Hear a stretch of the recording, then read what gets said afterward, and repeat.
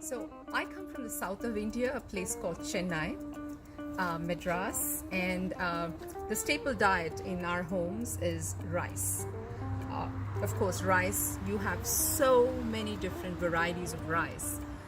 But for our preparation, we're going to be using basmati, not basmati, it's basmati rice. And a basmati rice is long. And it used to be grown in the foothills of Himalayas, but now, of course, they grow it all over India. And the older the rice is, the better it is to cook your dish, because the older the rice, the less the starch content in it, and so it doesn't become a sticky rice. So in basmati rice, you want every rice to stand alone, kind of not get mushy. So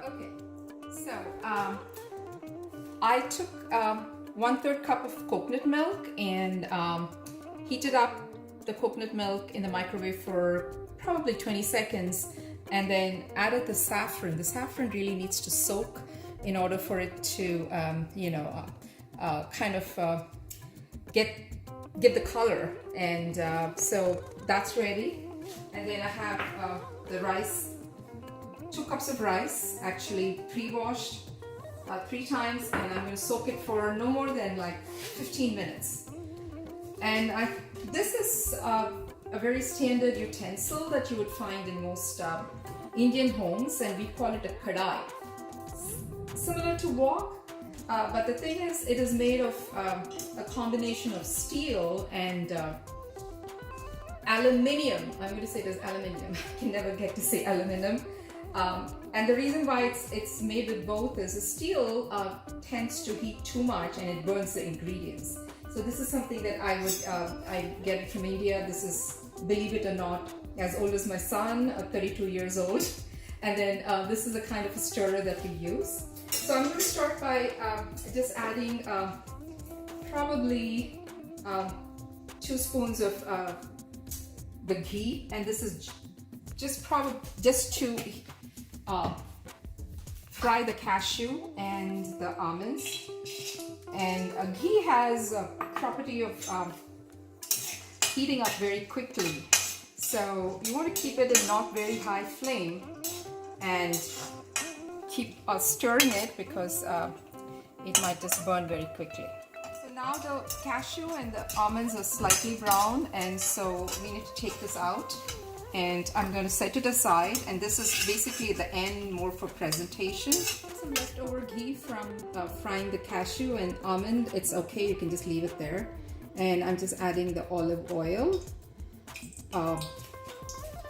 So I talked about the onions. You need to chop it to be big and sliced up. So, and there's my chopped tomatoes and everything. You got to have it really ready, because once you start throwing in the spices, you don't want it to burn.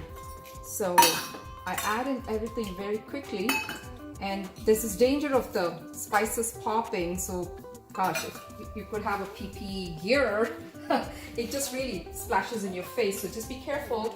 And to stop the spices from overburning, I throw in the little bit of the onions and the chilies, so it just kind of cools down the oil pot. And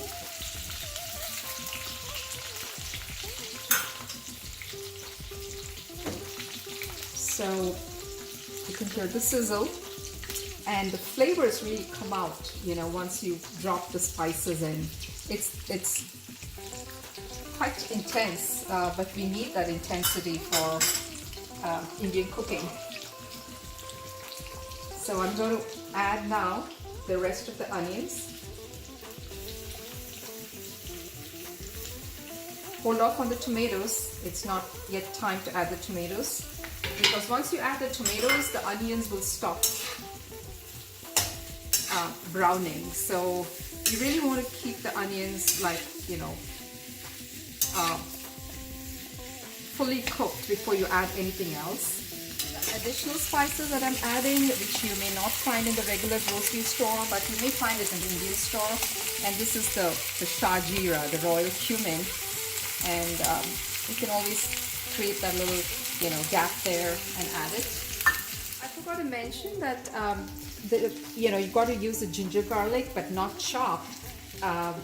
We always keep a little bit of ginger garlic paste in the refrigerator. It's equal amount of ginger, equal amount of garlic, and I just put it in the mixer, and you have a nice paste there. I'm just going to add 3/4 spoon of ginger garlic there, and you don't want to add it right at the beginning because it tends to stick to the pan. So I kind of add it when the onions are 3/4 done.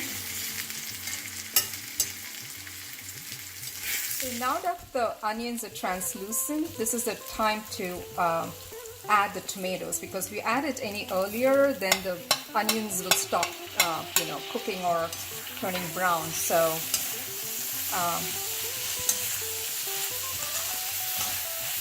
give it a little toss.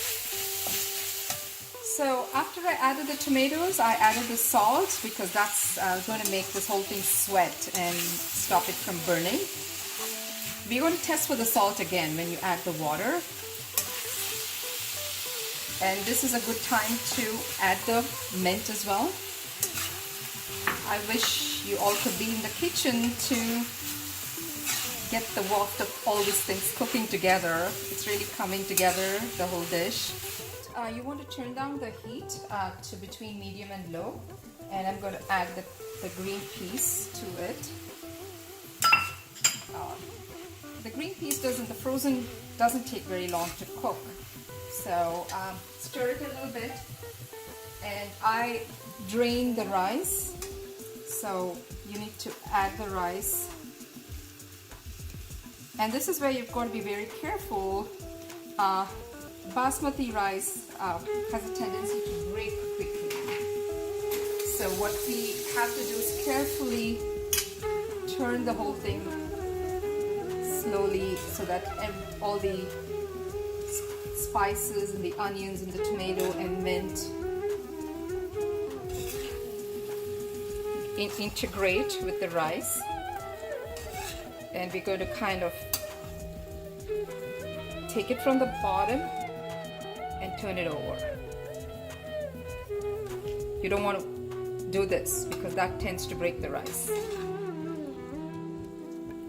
And another reason why we fry the rice a little bit is, again, when you start cooking it with the water, the fried rice tends to stay whole rather than the unfried one. So in very low heat, I'm going to let this sit for like a minute or two.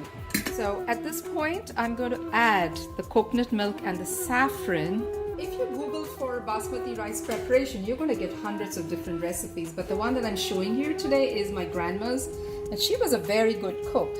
And the reason why we add the coconut milk is to give the rice a little bit more creaminess, and it also brings out the whiteness of the rice. So this is one trick I learned from my family, is to add a little bit of coconut milk. Not too much though, because coconut milk tends to take over the other flavors. It's a little overwhelming. To the rice cooker, and I'm hoping that people have rice cooker. If not, you can do it in a pan too. No worries if you don't have a rice cooker. And for 2 cups of rice, I need 4 cups of water. And you need to heat the water. It doesn't have to boil, but heat it up.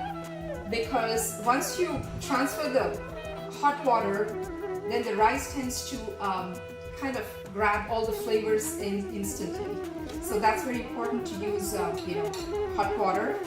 So I'm going to add this to the rice cooker. So there's this water added now, and at this point you want to check for the salt again, because when you add the water, there's less salt in the whole dish. Here's the finished rice, and I'm going to just add some cashew and almonds that I had fried earlier.